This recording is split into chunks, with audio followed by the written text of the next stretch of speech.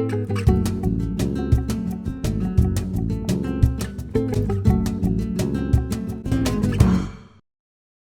morning and welcome back to the Metropolitan Culture Corner. This is our 30th episode, so I thought some champagne was in order. However, as it is only 11 o'clock in the morning, I opted for coffee instead. Cheers, and here's to 30 Metropolitan Culture Corner interviews with so many fascinating figures from the local arts and culture scene. Thank you to them for taking the time to share their stories with us. Thank you to you for following what we do.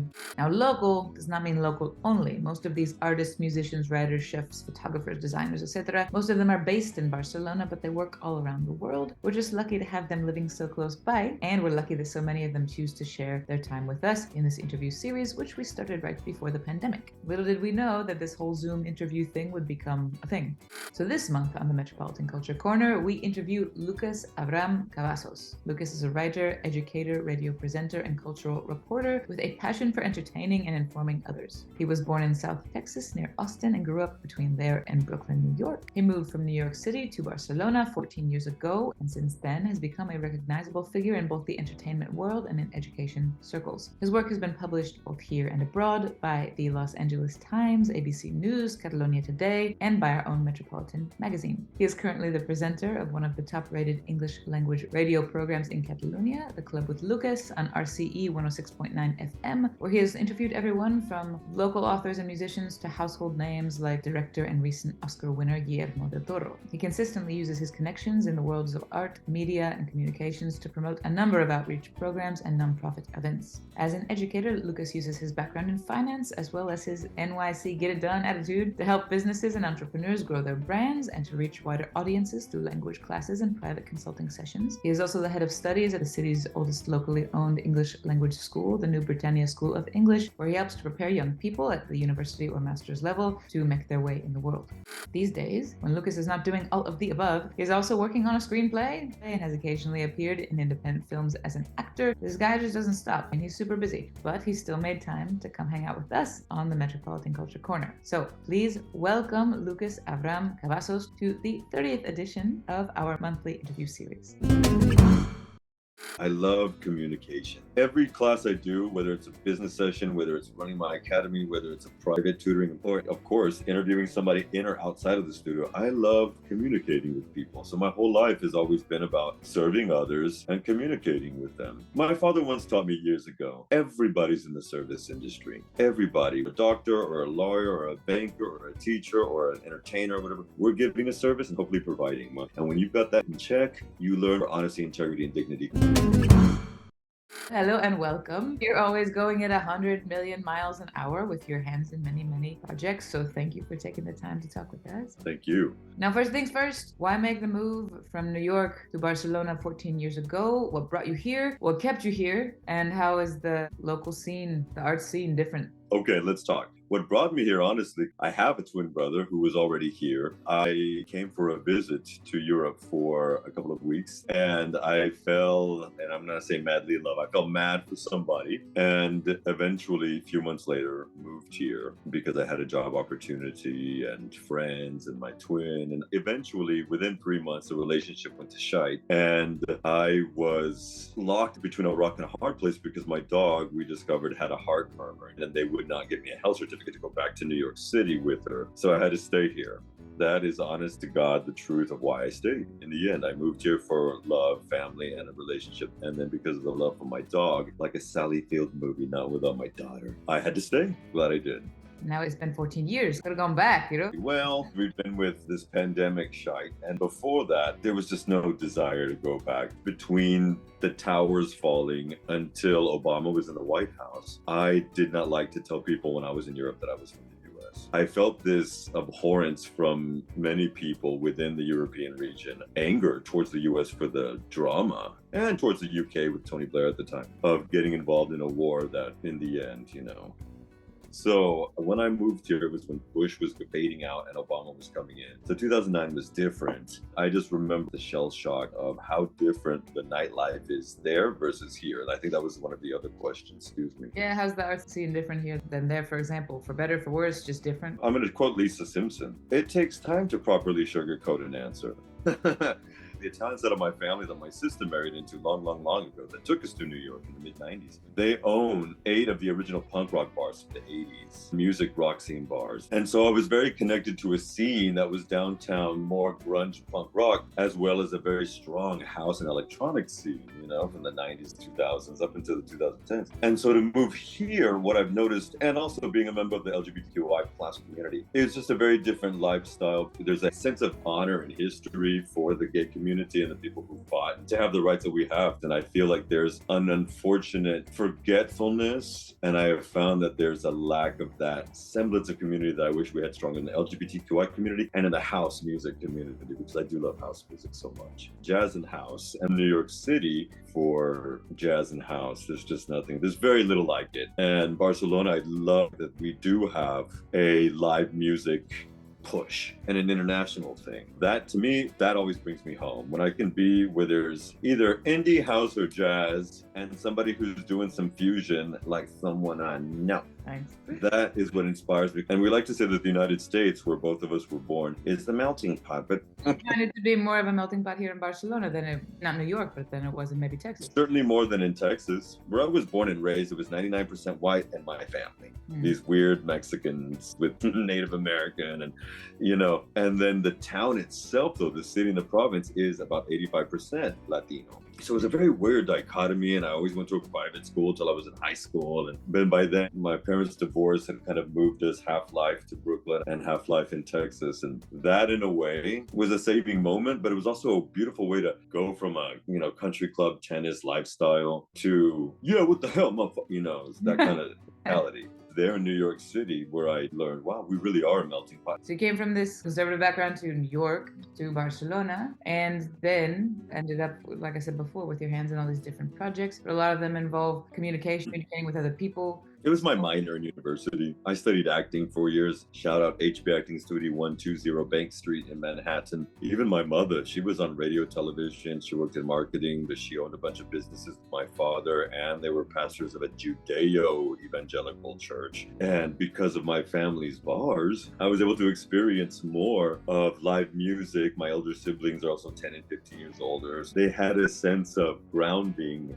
that they gave me and my twin that they didn't have. And it's been a blessing to have that. So is that what ultimately drew you into acting, into communication, into radio? It really happened because one day, me and one of my dearest friends, shout out Kelly Millions, she is a fashion PR rep and stylist between Houston, New York, and LA. And she and I were on one of the drags in our university, dressed up to the nines. There was a lot of 70s fashion at the late 90s. And a scout was walking by and they said, "Oh my effing God." And we said, "What?" And she said, "I'm doing a cover for 17 magazine for the September spread, and you guys would be perfect. Just what you're wearing right now." And so we ended up being the model spreads for the 17 magazine, and they kept asking us, "Do you act? Are you actor?" And I'm like, "No, we're students." At that time, I was there at the University of Texas, Austin, Hook'em Horns. But, spring break, Easter break, summer break, winter break was always back in New York City. And I started realizing that with connections we had through the family and with what I wanted to do, that I wanted to do something in communications, truly inspired by things like entertainment, which is something I'm always drawn to. So I switched over to a history degree and I kept communications as my minor to be effective for myself, but to really learn about others. Because anybody who is an educator of any sort really realizes that we also get our own training through others as we educate or entertain. So speaking of communication, a lot of our readers, listeners, watchers, whatever, will know you from your radio show. So even though you started studying communications and then you ended up studying history, how did you get started in radio? Did you feel there was a demand for English language programming, or you just fell into it? A bit of both, I would say. I was at one of a dear maid. Her name is Nina Mistry, had made a huge feast, and I met a woman who's also I'm going to say a live facilitator. I don't like the term coach very much, but whatever. Charlene Halbert. She said, "Oh my God, your voice." And she said, "You have to meet my homegirl, Katrina." And Katrina Logi, and I will always be indebted to her, had started a program daily or bi-daily or something like that, but it turned into 5 days with different people doing different things, and they had commenced something called English Radio BCN, and it just grew out of what was originally 106.9 Radio Kanal Barcelona, now Radio Cultura Esportiu. And she asked me to come aboard, I guess it was around 2015-16, just subbing, sometimes doing cultural stuff, because at the time I was also starting to work with Metropolitan magazine back in the day. And they would ask me to do music and movie recommendations for their Friday section. So I would come in and do that and got my own show by 2016. I was offered one and I didn't want to do it alone. So I asked a spate of homegirls and one of them finally said yes. And she and I started the club with Lucy and Lucas between 2016 and 17, I think was our first year. And then in 2019, she moved away and I took the helm. And, Brexit was happening and I've got to make a mad shout out to the UK government. They sponsored the first 3+ years of my show and I've only done 4. They really did help me grow the show, especially during the pandemic. Because of that, I was able to grow the show organically. Nearly 15% of the Catalan audience here is within an intermediate to proficient level of English, which is not the same in other parts of this country, except perhaps the Costa Blanca, where a lot of UK and Irish expat immigrants had a tendency to go, and criminals, but that's another story. Whether we're talking about current events, imparting the news, or if you're interviewing someone about their career, does the show feel more like fun, or does it feel like a lot of responsibility, knowing that you're the filter for the information thousands of people receive, yeah? Both. I do my best to share the news and always give my always objective but biased opinion, because it's my show and I can do that. Most of us, because of how we've been conditioned, don't often say what everybody is saying about the pink elephant that's right there in the corner. When Joan Rivers died, I felt like she was always a force of reckon for me. To just, be bold, be strong, because a higher power's with you, and ain't nobody buying your coffee anyway. Take a swig. Meaning that people need to sometimes hear a biased opinion as opposed to just the facts because it makes them think. It promotes communication. It's a very pointed perspective. If I understand you right, that because the world is kind of tended towards more autocracies in the face of all this fear of uncertainty, that it's important as an independent journalist to be the counterpoint. To be a counterpoint. I don't want to be the, but to be a counterpoint. And it's just interesting to note, we have the same amount of democratic unions versus autocratic unions as we did in 1988. In fact, we had been doing well throughout the 90s and it's completely gone back. So just as we were 35 years ago, we're right back smack dab. But the only difference is that we are now living in a world, specifically within the West, where the majority of university and high school graduates and voters are female, not male. And so what that bodes for the future is very, very different from what was happening 35 years ago. Whether I'm doing a session, whether I'm doing business or on the show with a client or a guest, whatever, this stuff comes up. In your capacity as an educator, both to university-age students and to business professionals, there's this opportunity not only to impart information, but also kind of a philosophy of life, philosophy in business. What's the most important thing in general you feel like you've been able to impart to your students or bring to the table in these past couple of years? I think we don't give the students the tools of the reality. When our parents were knee-high chicken or young adult in the early 70s, the world's population was just over 4 billion. From the dawn of man to the early 70s, 4 billion. And in the last 50 years, we have doubled that. And the kind of competition and tenacity that I believe that young adults will have to face, certainly that 15 to 29 crowd are going to have to face, this world's different from when you and I even had to face the millennia. It's just night and day. And when they're given these screens, which give us the benefit to even do what we're doing right now, shoved into their faces from the time that they're children, they're not given the tools of critical thinking. Over 60% of 30-year-olds in our country live with their parents or grandparents right now, and nearly 20% of 40-year-olds. That's freaky. We can't blame the kids only. Who are the parents that are permitting this? When I'm in business sessions and I say, were your parents 25, 35, and 40 living with were you? There's this tendency to say it's lo que hay and it's cultural, and it's not. We can no longer accept that. And this is one thing that I believe that I'm imparting more and more. And you can see when the light bulbs turn on. Get yourself into a mindset where I don't have to be 20 and 25 and 30 and 35 living at home. There are steps. Barcelona Activa has many prospects for young learners and young adults to also get started. When there's a will, there's a way. But there's also got to be an understanding with parents to say, this mentality, mi hija no puede estudiar y trabajar a la vez. That has to stop. Because the competition that they're going to have to go to, you talk to business advisors, a lot of them are hesitant. There's trepidation when they want to hire a young post-uni who may have a master's but has never worked a day in her life. So they have no office and roundabout work skills. And that's effective in a world that's moving to a digital age. I'm not involved in the education system here, but you are. Do you feel like the education system here prepares young people for the competition they're going to have to face on an international level? I'm not even going to answer for myself. I'm going to let you know what my uni and bachelor students say. And they say, hail to the nah, to quote Whitney Houston, because it's still quantity over quality. You and I know that every term had, 6 classes, 7 subjects? We always had 3 or 4 core, and then we choose our electives in high school, right? The 90s when New Millennium were fun. But I just did it with one of my students who's prepping for uni right now. She had 14 subjects.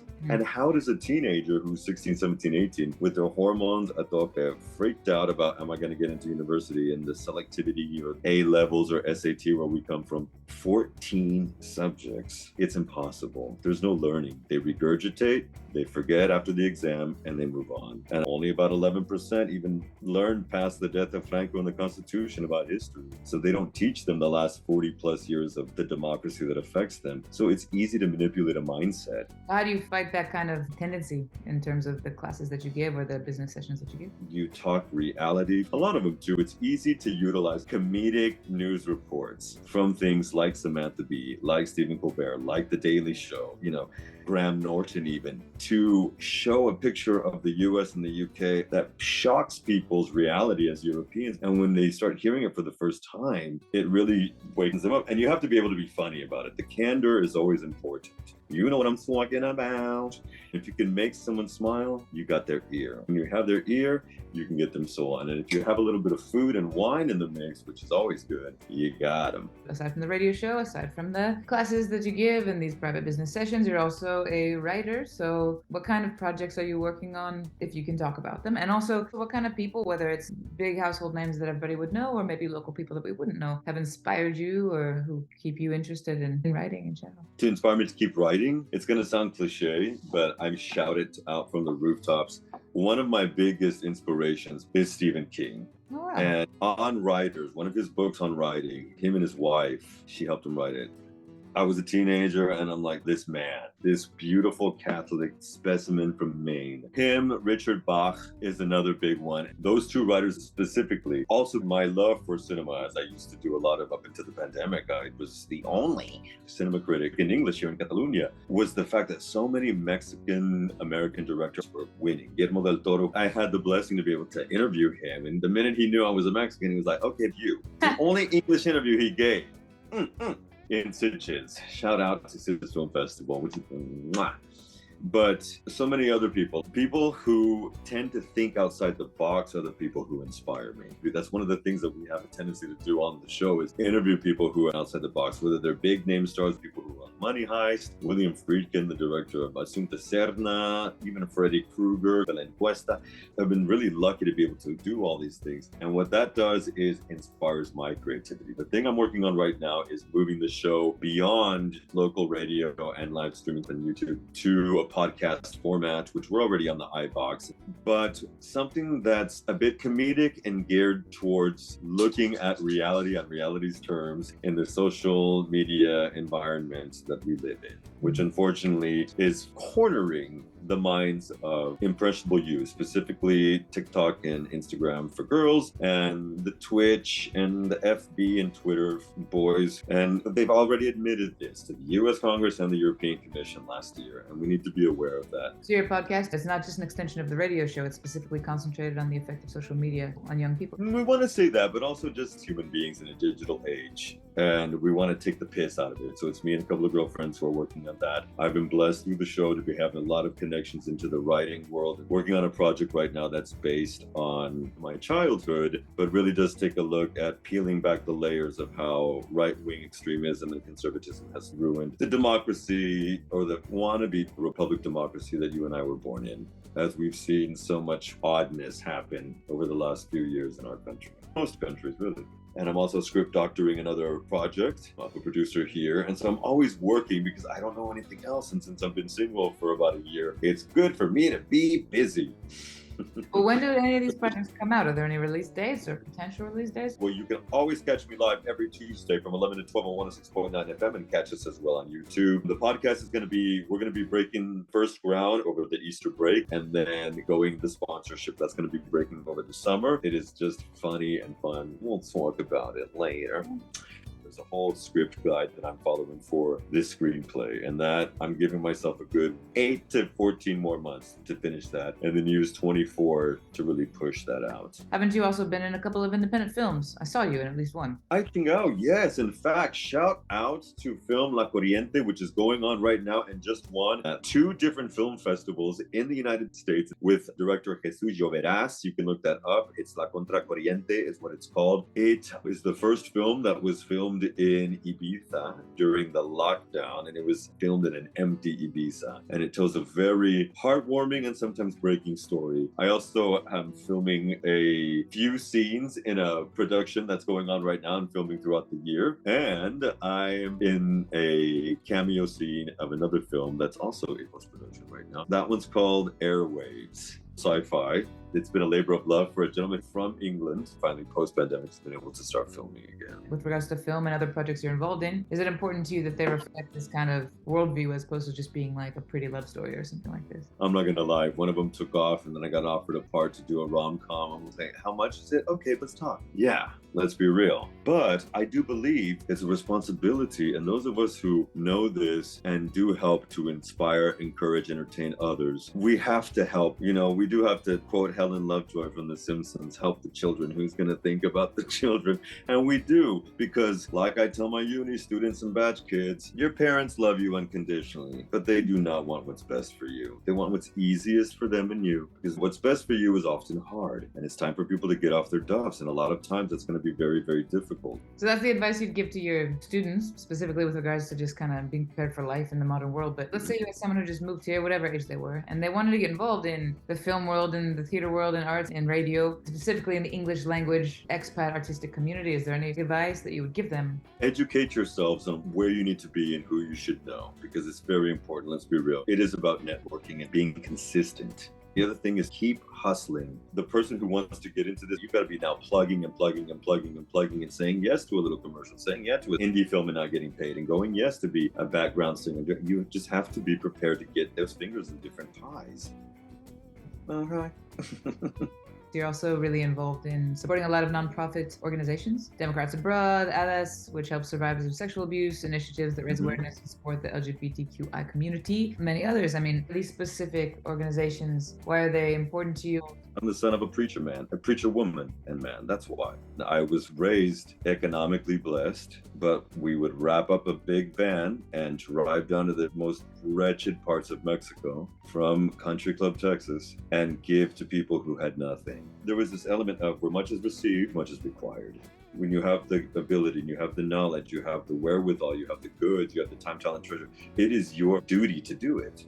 Full stop. Because so many of our local populace don't really look towards those things. So we bring awareness to them whenever and however we can. Yeah, preacher's kid. Somewhere down from a baby in the 80s. It's still there, child, tell you what.